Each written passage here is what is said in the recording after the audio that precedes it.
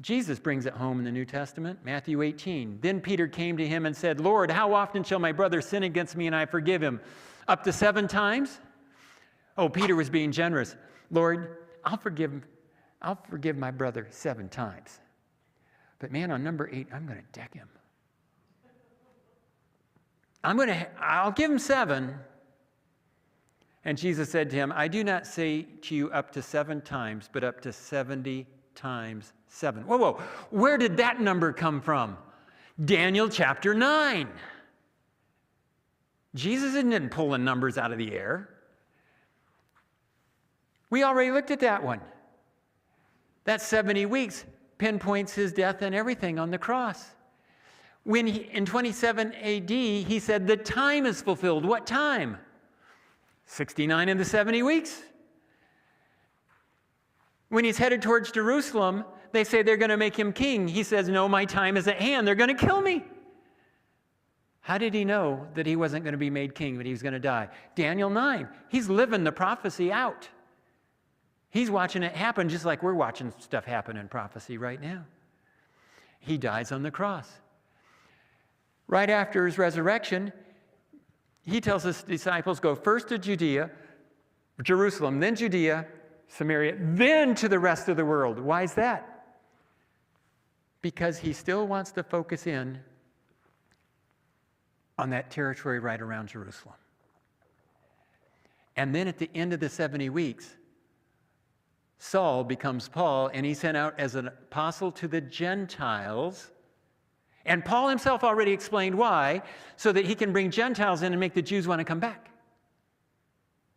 Right? Here's what happens. Somebody says, are you talking replacement theology here? Nope. Replacement theology is what the Catholic Church taught. And that was Jews all bad, Christians all good, kill the Jews, we're God's people now. They taught that. There are all kinds of things that are still there, anti-Semitism that was taught in that process. Bad thing. What am I teaching? I call it additional theology. Because think of the olive tree. God took those Israelites that were faithful, and he added in faithful Gentiles so that he can start adding other Jews and Gentiles in as well. The olive tree is his Israel. Just like in Revelation, it's made up of people from every tribe, nation, and language. Once we are his people, we are his Israel. Now, let's go and see more of that. Isaiah 56. Do not let the son of the foreigner who has joined himself to the Lord speak, saying, the Lord has utterly separated me from his people. Also the sons of the foreigner who join themselves to the Lord to serve him, and to love the name of the Lord, to be his servants. Everyone who keeps from defiling the Sabbath and holds fast my covenant, even them I will bring to my holy mountain, and will make them joyful in my house of prayer.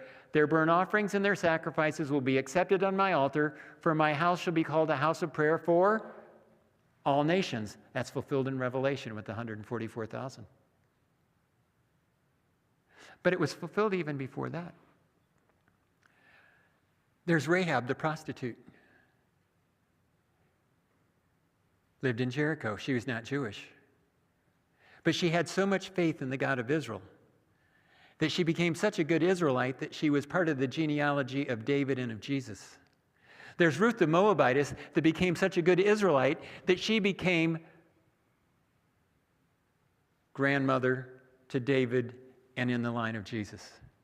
God's always been willing to put Gentiles that have faith into his Israel.